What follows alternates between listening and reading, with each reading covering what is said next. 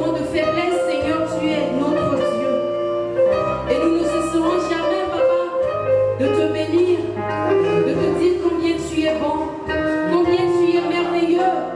Oh notre Dieu, admirable conseiller, nous te célébrons ce soir. Nous te disons, Seigneur, gloire, gloire, honneur à toi. Oh Jésus, oh Papa, oh merci.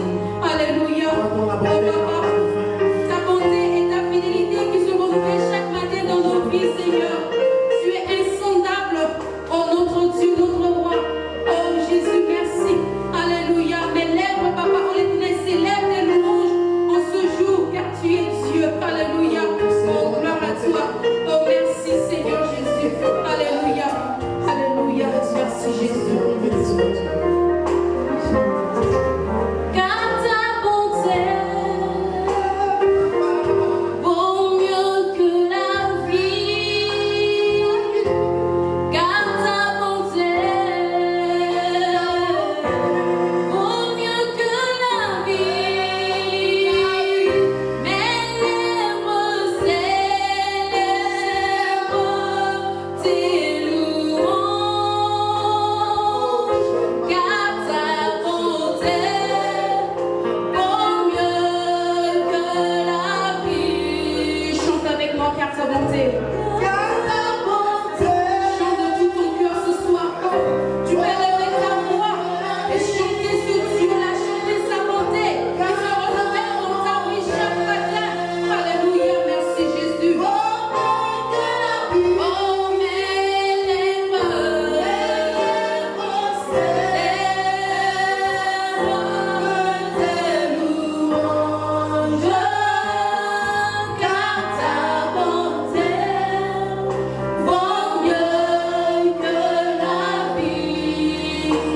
Oh, car ta bonté vaut mieux que la vie. Car ta bonté vaut mieux que la vie. Mes lèvres célèbrent tes louanges. Car ta bonté vaut mieux que la vie. Oh, car ta bonté. Lève ta voix, chante avec moi ce soir. Laisse ton âme adorer ton Dieu ce soir. Ce Dieu qui est bon, ce Dieu qui est merveilleux. Ce Dieu. Oh, merci Seigneur Jésus. Merci Papa. Merci pour ta grâce. Alléluia. Notre Dieu, il est merveilleux. Notre Dieu, il est insondable. Alléluia. Jésus, ta bonté, Seigneur, vaut mieux que la vie, Seigneur. Ta bonté, Seigneur, vaut mieux, Papa, oh l'Éternel, que la richesse de ce monde. Oh notre Dieu, c'est en toi nous avons placé notre confiance et tu nous as jamais délaissés. Tu nous as jamais abandonnés, Seigneur, malgré nos fautes, malgré nos faiblesses, Seigneur, tu es toujours là avec nous. Tu demeures avec nous, tu es fidèle à ta parole.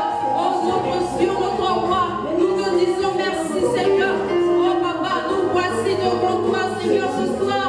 Oh l'Éternel, nous voici. Nous sommes là, Papa, pour recevoir quelque chose de ta part ce soir. Nous sommes là, nous nous disposons, Seigneur, devant ton trône de gloire. Oh l'Éternel, élève ta voix, prie le Seigneur. Dis Seigneur, me voici devant toi ce soir. Seigneur, je suis là à tes pieds. Je suis au pied de ta croix ce soir. Et Seigneur, je veux recevoir quelque chose de ta part. Élève ta voix, prie ton Dieu ce soir. Nous sommes à la soirée des oracles. Le Seigneur veut rencontrer quelqu'un ce soir. Le Seigneur veut restaurer la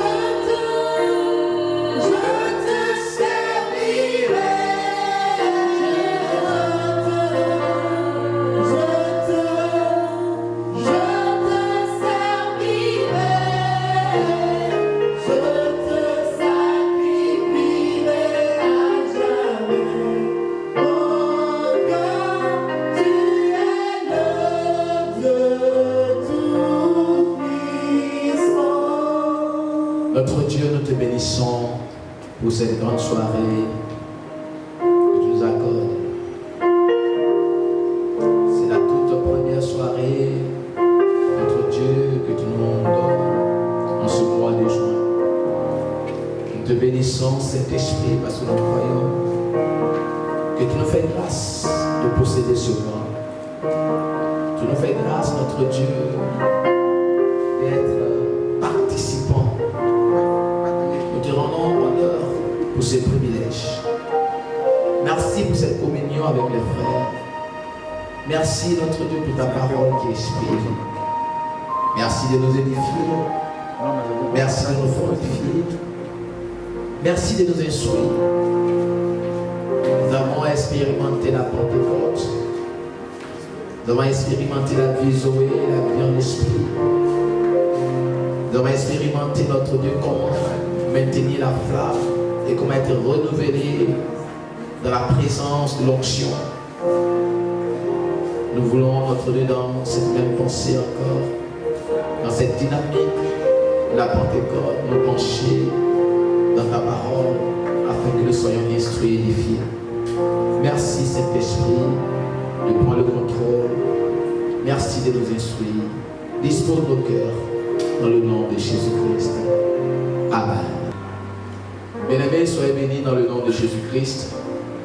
Et nous croyons que vous avez passé une très bonne semaine de la Pentecôte, depuis le dimanche dernier, avec ce que nous avons reçu de la part du Seigneur, comment renouveler l'onction du Saint-Esprit, comment amplifier l'onction, comment traiter cette onction. Et je crois que le Seigneur a transporté quelqu'un dans une autre dimension. Que le Seigneur soit loué, qu'il soit glorifié. Nous voudrons ce soir, dans cette soirée des oracles, aller dans une autre dimension avec la même pensée, mais parler du fruit ou des œuvres du Saint-Esprit dans la vie de quelqu'un. Les œuvres du Saint-Esprit. Bien aimés, lorsque nous parlons de la Pentecôte, certains chrétiens pensent que la Pentecôte est seulement limitée au parler en langue. Au parler en langue. C'est vrai que le parler en langue est un signe annonciateur, un signe précurseur qui parle de l'événement, qui parle de la manifestation du Saint-Esprit. Mais nous croyons également que cela ne se limite pas seulement au parler en langue, mais le Saint-Esprit va au-delà. Il va au-delà du parler en langue.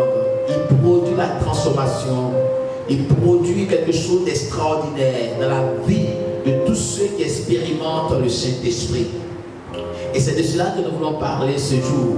Et j'aimerais que nous puissions ensemble tourner la parole de Dieu dans nos Bibles, le livre des Actes des Apôtres, chapitre 2, le verset 1er. Le jour de la Pentecôte, ils étaient tous ensemble dans le même lieu. Tout à coup, il vint du ciel un bruit comme celui d'un vent impétueux. Il remplit toute la maison où ils étaient. Des langues semblables à des langues de feu leur apparurent séparées les uns des autres et se posèrent sur chacun d'eux. Ils furent tous remplis du Saint-Esprit et se mis à parler en d'autres langues selon que l'Esprit leur donnait de s'exprimer. Alléluia. Alors nous voyons l'accomplissement de la promesse. Les apôtres, au nombre de 120, attendaient dans la chambre haute la réception du Saint-Esprit. La Bible déclare qu'ils ont reçu ce jour-là la promesse. Ils ont reçu l'évidence de cette promesse et se sont mis à parler en d'autres langues. Mais nous voulons nous attarder sur des personnes particulières dans ce regroupement des 120 personnes.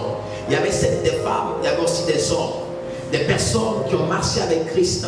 Des personnes qui avaient une histoire avec Christ avant la Pentecôte et qui ont développé ou expérimenté une autre histoire avec Christ après la Pentecôte. Nous voulons voir le juste milieu. Qu'est-ce qui s'est passé dans la vie de ces personnes qui autrefois, sans la plénitude, sans le Saint-Esprit, comment ils étaient, comment ils ont vécu, et après l'expérience avec le Saint-Esprit, quel est le résultat qui en est sorti. Et nous voudrons à la fin de ce message que le Seigneur transforme la vie de quelqu'un, transforme l'histoire de quelqu'un, que le Seigneur touche la vie de quelqu'un afin de le transporter dans une autre dimension de vie, dans une autre expérience de vie. Bien-aimé, la Pentecôte ou le Saint-Esprit ne vient pas pour nous faire plaisir. plaisir uniquement, mais vient pour transformer nos faiblesses en force. Vient pour changer nos lacunes. Vient pour changer nos limites. Le Saint-Esprit intervient afin de faire de nous de personnes complètement transformées. Et nous voudrons nous appuyer sur des exemples palpables dans la Bible pour voir comment est-ce que le Saint-Esprit a transformé ces personnes. Et nous croyons qu'il est capable encore de le faire dans vos vies dans le nom de Jésus-Christ. Quand nous lisons le livre de Jean, Jean chapitre 20, verset 19. Jean chapitre 20, verset 19.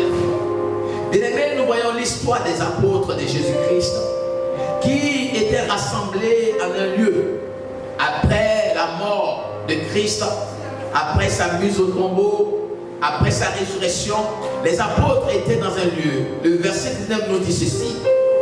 Le soir de ce jour, qui était le premier jour de la semaine, les portes du lieu où se trouvaient les disciples étant fermées à cause de la crainte qu'ils avaient des Juifs. Je peux m'arrêter là. La Bible déclare que les disciples étaient enfermés dans un lieu. Le premier jour, le jour de la résurrection. Les disciples étaient enfermés dans un lieu et la porte du lieu était fermée à cause de la crainte qu'ils avaient des Juifs. Pourquoi cette crainte? Ils étaient des personnes qui, pendant le ministère de Jésus, étaient visibles. Ils marchaient avec Christ de lieu en lieu. Donc les Juifs qui contestaient le message de Christ, qui s'opposaient à la venue du Messie, ont pu identifier chacun de ses apôtres. On peut identifier ceux qui marchaient avec lui. Alors l'occasion était venue pour ces Juifs-là de s'apprendre aux apôtres parce que Jésus était mort, crucifié. Et jusqu'à présent, on ne parlait pas encore de son apparition. Donc les Juifs étaient en train de guetter ces apôtres-là. Alors ils étaient dans un lieu fermé à cause de la peur, à cause de la crainte de ces Juifs-là. En d'autres termes, les apôtres se sont enfermés dans un lieu pour préserver leur vie, pour préserver leur avenir. Donc ils s'étaient cachés en un mot, parce qu'ils avaient peur, ils avaient cette crainte. Alléluia. Donc la Bible déclare qu'ils étaient enfermés dans ce lieu, à cause de la crainte qu'ils avaient des Juifs. Mais lorsque nous lisons Actes chapitre 4, verset 13, la Bible déclare, lorsqu'il vit l'assurance des pieds des gens, il fut étonné, sachant que c'était des hommes du peuple, sans instruction, et il est reconnu pour avoir été avec Jésus. Alléluia. Actes chapitre 4 nous parle de l'après-Pentecôte. C'est-à-dire nous parle de l'expérience après le Saint-Esprit. Actes chapitre 2 nous parle de l'expérience que les apôtres ont eue avec le Saint-Esprit. Au chapitre 4, l'apôtre Pierre et les autres se tenaient publiquement pour enseigner, pour prêcher l'évangile sans peur, sans crainte.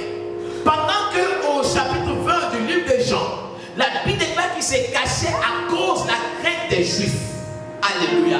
Mais au chapitre 4 des Actes des Apôtres, nous voyons Pierre, Jean et les apôtres se promener, se présenter dans la ville et annoncer avec assurance, annoncer avec certitude, annoncer avec confiance le message de Christ, le message du salut. Bien aimé, qu'est-ce qui s'est passé? Qu'est-ce qui s'est opéré dans la vie de ces personnes pour que dans le livre de Jean, ils soient animés de peur et se cacher, et dans le livre des Saints Apôtres, ils soient animés de courage et de confiance pour pouvoir prêcher l'évangile. Bien-aimé, la rencontre avec le Saint-Esprit a transformé leur peur en courage. L'expérience avec le Saint-Esprit a transformé leur peur en courage. Je vais dire à quelqu'un en ce mois de juin, ta rencontre avec le Saint-Esprit changera ta peur en courage dans le nom de Jésus. Là où tu avais peur hier, à cause de cette expérience avec le Saint-Esprit, ta peur se transforme en courage dans le nom de Jésus. Là où tu reculais hier, à cause de cette expérience avec le Saint-Esprit, tu avanceras dans le nom de Jésus. La Bible déclare que ces hommes ont reconnu les apôtres comme des gens sans instruction qui ont marché avec Christ, mais ils étaient étonnés du courage et de la détermination qu'ils ont démontré en se tenant au milieu du peuple pour annoncer la parole avec assurance. Que le Saint-Esprit de Dieu transforme ta peur en courage. Le Saint-Esprit te transporte dans une dimension de confiance, dans une dimension d'assurance, dans une dimension de courage, afin que tu annonces la parole de Dieu sans inquiétude et sans peur, afin que tu avances sur le chemin de ta carrière sans inquiétude et sans peur. Le Saint-Esprit transforme nos peurs en courage. S'il a fait pour les apôtres, il est capable de le faire pour toi. C'est pourquoi je viens t'annoncer en ce mois de juin. N'aie pas peur, car le Saint-Esprit est avec toi. N'aie pas peur, car le Saint-Esprit t'équipe et te transforme et t'élève dans cette dimension dans le nom de Jésus-Christ. Alléluia. Le Saint-Esprit a produit dans la vie des apôtres cette transformation en les transportant de la peur au courage. Non seulement il les a transportés de la peur au courage, mais il les a transportés aussi dans une autre dimension. Dans le livre de Matthieu chapitre 20, le verset 21. Matthieu chapitre 20, le verset 21. Nous lisons ceci. La Bible déclare au verset 20. Alors, la mère des fils des Zébédée s'approchait de Jésus avec ses fils et se prostena pour lui faire une demande. La mère des fils de Zébédée vient faire une demande à Jésus. Elle lui dit: que veux-tu? Jésus lui dit: que veux-tu? Ordonne-lui, dit-elle, que mes deux fils que voici soient assis dans ton royaume, l'un à ta droite et l'autre à ta gauche. Alléluia. La mère des fils de Zébédée vient avec ses fils et demande à Jésus que dans le royaume, que l'un de ses fils, l'un soit assis à gauche et l'autre soit assis à droite. Bien-aimé, elle vient demander quelque chose à Jésus pour satisfaire ses ambitions personnelles, pour satisfaire ses ambitions égoïstes. Ils n'étaient pas les seuls qui suivaient Jésus. Les autres disciples étaient présents. Mais elle vient pour son intérêt personnel.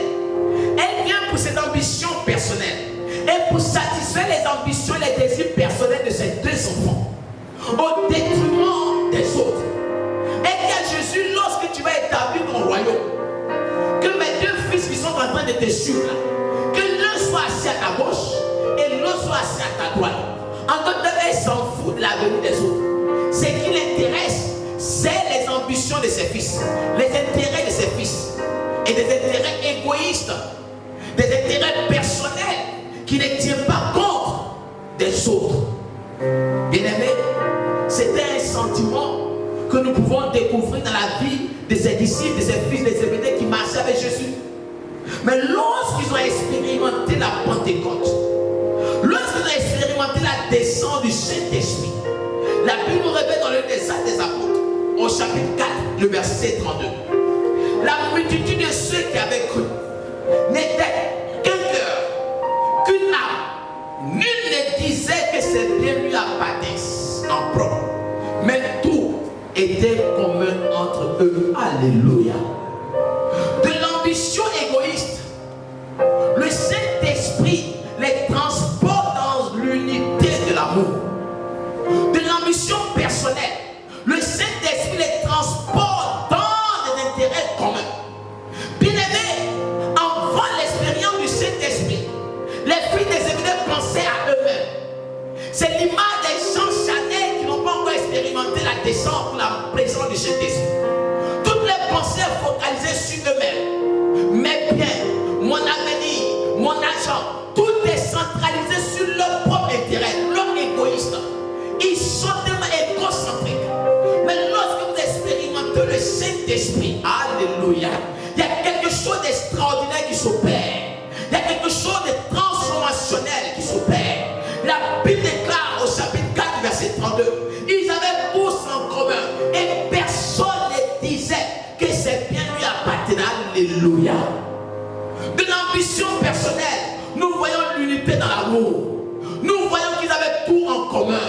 Ils partageaient tout en commun. Ils regardaient l'intérêt du groupe et non l'intérêt personnel. Alléluia.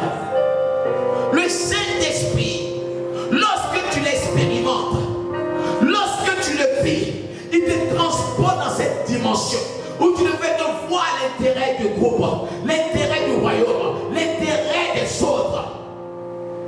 C'est en cela l'apôtre Paul qui a expérimenté le Saint-Esprit pour me dire, ce n'est plus moi qui vis, c'est lui qui vit en moi.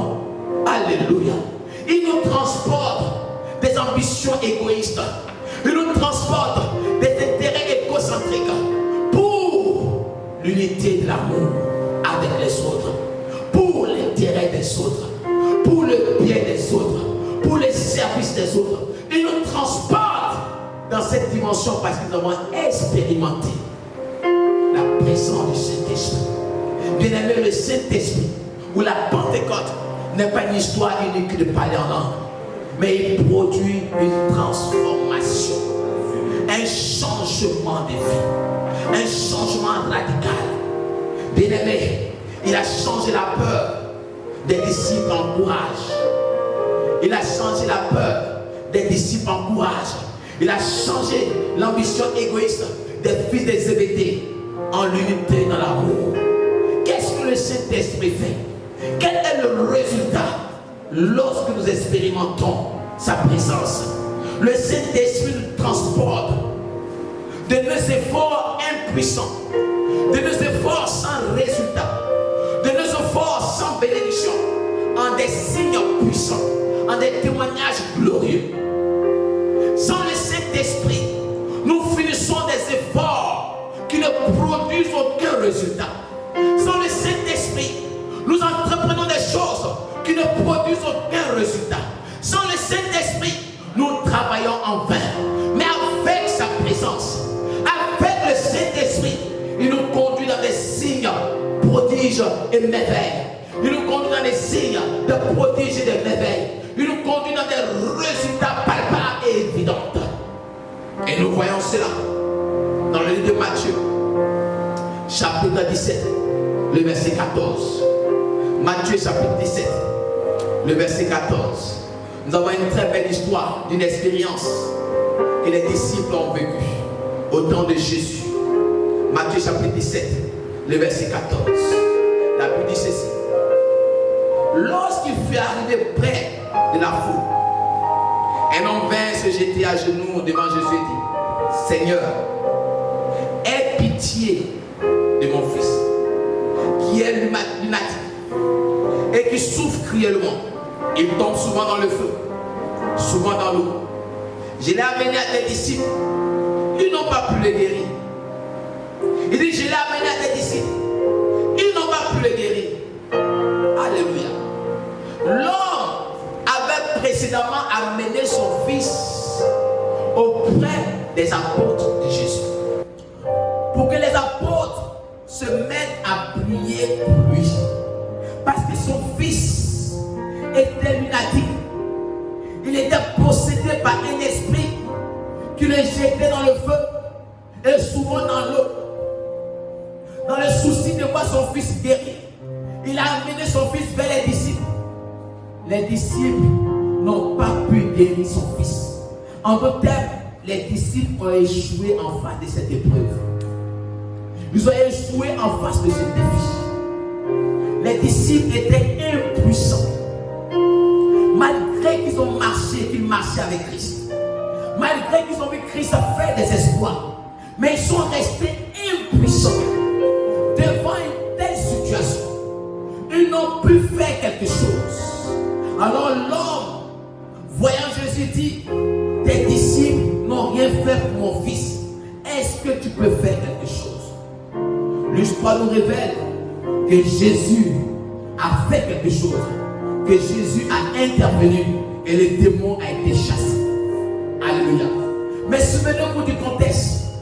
À cette époque, les disciples n'avaient pas encore expérimenté le Saint-Esprit. Et à cette époque, le Saint-Esprit était sur la personne de Jésus. La Bible déclare que lorsque Jean baptisait Christ, le Saint-Esprit est descendu sur lui. Mais le Saint-Esprit était avec lui et en lui. Donc à cette époque-là, les disciples n'avaient pas encore expérimenté la plénitude du Saint-Esprit. Et nous sommes dans le livre de Matthieu chapitre 17, lorsque Jésus était encore physiquement avec eux. Mais lorsque nous lisons Actes des Apôtres chapitre 5, le verset 15, la Bible déclare, en sorte qu'on portait les malades dans les rues et qu'on les plaçait sur des lits et des couchettes, afin que lorsque Pierre passerait, son nom au moins couvrit quelqu'un d'eux et les guérissait. Alléluia. Oh, j'aime cette expérience avec le Saint-Esprit. Matthieu 17 nous révèle que les disciples ont un souhait de guérir un malade. Ils ont été impuissants, inefficaces, devant quelqu'un qui était démonisé par un esprit qui les jetait dans le feu et souvent dans l'eau. Ils ont tout essayé, rien n'a marché. Ils sont restés impuissants. Ils ont imposé les mains, rien n'a marché. Ils sont restés impuissants. Mais dans le livre des Actes des Apôtres, après la Pentecôte, après qu'ils aient expérimenté la descente du Saint-Esprit, après qu'ils aient expérimenté une fraîche onction, la Bible déclare que les gens portaient les malades et les plaçaient sur le chemin, là où Pierre devait passer. Les gens déposaient les malades sur le lit, sur le chemin là où Pierre devait passer. Et ce qui m'étonne dans ce passage, la Bible ne nous dit pas que Pierre commençait à imposer les mains aux malades pour les guérir. Non. Mais la Bible nous dit que l'ombre de Pierre, l'ombre de Pierre, parce qu'il avait expérimenté la plénitude du Saint-Esprit, parce qu'il avait expérimenté une fraîche onction, l'ombre de Pierre, pendant qu'il passait sur ce chemin, lorsque l'ombre couvrait un malade, le malade obtenait la guérison. Le malade obtenait la guérison. Des efforts impuissants avant le Saint-Esprit, des efforts impuissants avant la Pentecôte, Dieu les transporte dans des signes glorieux, dans des signes puissants. Dieu les transporte dans une manifestation extraordinaire. Qu'est-ce que je vais dire à quelqu'un ce soir? Bien-aimé, sans le Saint-Esprit, nous sommes limités. Sans le Saint-Esprit, il y a des choses qui sont impossibles. Mais avec le Saint-Esprit, il te transportera dans une dimension d'accomplissement, une dimension de réalisation, une dimension de signes, de prodiges et de miracles. Ce qui était impossible hier devient possible par le Saint-Esprit. N'est-ce pas la prophétie qui a été dite sur Zorobabel? Il a dit ce n'est ni par la force, ni par la puissance, mais par le Saint-Esprit qui posera le fondement. Bien-aimés, arrêtons de négliger le Saint-Esprit. Arrêtons de voir le Saint-Esprit comme une puissance. Arrêtons de voir le Saint-Esprit comme du vent. Arrêtons de voir le Saint-Esprit comme un symbole. Le Saint-Esprit est la personne de Christ. Lorsqu'il est avec toi, il transforme tes faiblesses en force. Lorsqu'il est avec toi, il transforme tes limites en espoir. Avec le Saint-Esprit, nous faisons des grandes choses. Il a transformé les œuvres impuissants en des signes et des résultats palpables. Bien-aimés, en ce premier vendredi du mois de juin, je t'annonce d'expérimenter encore le Saint-Esprit, de vivre encore sa présence, de rechercher une vraie sanction. Ne te demande pas de prier pour la descente du Saint-Esprit. Il est déjà descendu, il n'est plus remonté. Mais prie pour une nouvelle expérience. Prie pour une vraie sanction. Il transformera ta vie. Il transformera ton histoire. Il fera de toi quelqu'un de dynamique, quelqu'un de courageux. Il transformera ta timidité en courage. Oui, il transformera ta timidité en courage. Il fera de toi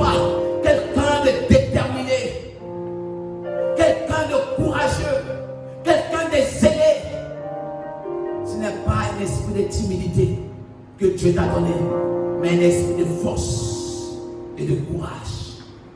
Bien-aimé, le Saint-Esprit est là pour transformer nos vies. Le Saint-Esprit est là pour nous permettre d'atteindre d'autres dimensions, d'autres sommets, d'autres expériences avec lui. Ne te limite pas seulement au parler en langue. Ne te limite pas seulement à la prophétie, mais va au-delà. Va encore, bien-aimé, que l'eau monte jusqu'à ce que tu te noies dans ce fleuve, afin de te laisser couler, transporter par le Saint-Esprit pour faire des exploits. La vision d'Ézéchiel nous montre que partout où cette eau coulait, elle apportait la vie. Elle donnait la vie. Les arbres commençaient à produire des fruits. Des poissons commençaient à se multiplier. Avec le Saint-Esprit, bien-aimé, il changera ta nature spirituelle. Il fera de toi quelqu'un qui apporte la solution. Quelqu'un qui apporte des réponses. Quelqu'un qui apporte la vie. Quelqu'un qui apporte la solution. Il fera de toi quelqu'un qui est la réponse aux problèmes des gens. Partout où tu passeras, tu communiqueras la vie à cause du Saint-Esprit. Partout où tu iras, tu communiqueras l'espoir à cause du Saint-Esprit. Partout où tu iras, lorsque les choses sont défectueuses, lorsque les choses sont mortes, tu communiqueras la vie à cause du Saint-Esprit qui vit en toi. Bien-aimé, je vais te transporter dans cette dimension. Le Saint-Esprit a fait des exploits avec les apôtres. Il peut le faire encore avec toi. Parce que tu as cru en Jésus. Parce que tu es fils du royaume. Le Saint-Esprit vit en toi. Il demeure en toi. Non pas pour de petites choses, mais pour faire des exploits avec toi. Pour accomplir des grandes choses avec toi. Alors si tu le permets ce jour, tu vas élever la main là où tu es et je vais prier avec toi. Il est le même. Il n'a pas changé. Il peut changer ta faiblesse. Il peut changer ta timidité. Il peut changer tes limitations. Fais confiance au Saint-Esprit. Abandonne-toi au Saint-Esprit. Réveille-toi au Saint-Esprit. Et il fera de toi quelqu'un d'extraordinaire. La Bible déclare que les gens étaient étonnés de voir Pierre, homme sans instruction. Quelqu'un qui était pécheur, mais parler avec autorité. Parler avec détermination. Si on t'a sous-estimé hier, fais confiance au Saint-Esprit. Tu ressortiras une nouvelle personne, transformée, avec courage et détermination. Ta voix sera écoutée. Tes propositions seront reçues. Tu vas prier avec moi ce soir. Là où tu es, je te dis simplement, si tu crois, tu verras la manifestation du Saint-Esprit. Il est capable de le faire. Il a fait dans le passé, il le fera encore et encore. Lève la main et je prie avec toi. Il le fera encore. Merci Saint-Esprit. Rendez-le chakadabos. Rendez-le chakaya. Il est capable de le faire et il le fera encore. Il est capable de tout changer dans ta vie. Il est capable de faire de toi quelqu'un de courageux, enflammé, zélé pour la cause du royaume. Moshakata brosikaya. Mandele broshakaya dola. Yezakandele broshikaya babus. Ebala mamata kantele broshakaya dola. Oh masakaya brosh.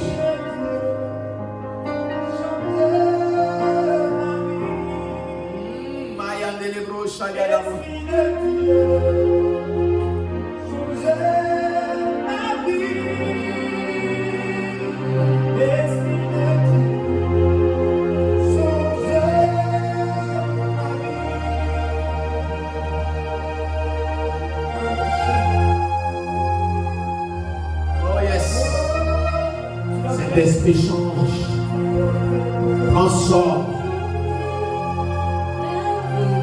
Que la faiblesse se transforme en force.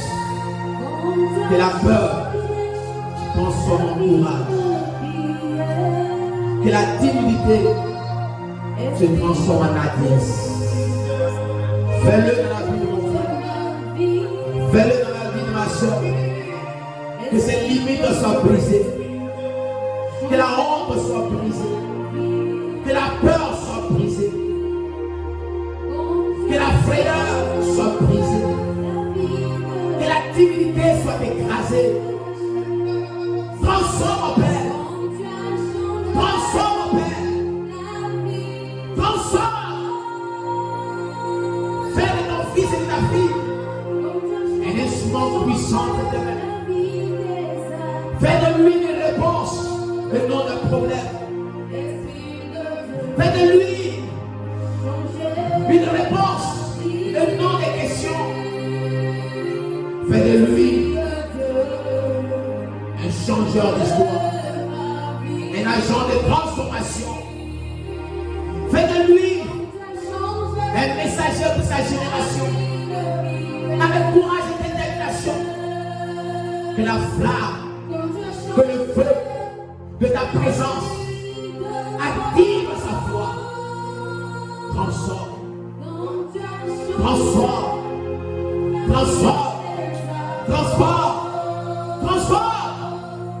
Que l'onction du Saint-Esprit transforme sa vie.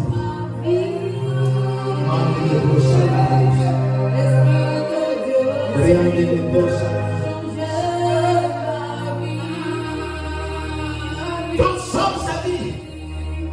Que la maladie transforme-le de la guérison. De la douleur, transforme-le de la guérison. De la sécheresse, transforme-le de l'abondance. Dans le nom de Jésus. Le Saint-Esprit. Le Saint-Esprit. Oh yes. Oh yes. Oh merci Seigneur. Merci Seigneur parce que tu le fais. Merci d'accomplir ces merveilles. Merci d'accomplir les signes, des prodiges, des miracles dans la vie de mon frère. Seigneur, lorsqu'il sortira de cette expérience, que les hommes et les femmes soient étonnés de le voir. Parce qu'il sort dans une autre dimension. Il sort dans une dimension élevée. Dans une dimension qui étonne sa génération. Qui étonne son environnement. Une dimension positive d'espoir et de grandeur. Merci Seigneur pour cette expérience avec le Saint-Esprit. Que toute la louange, la gloire te revienne, Père. Dans le nom de Jésus-Christ. Merci. Parce que tu transformes. Au nom de Jésus-Christ. Amen.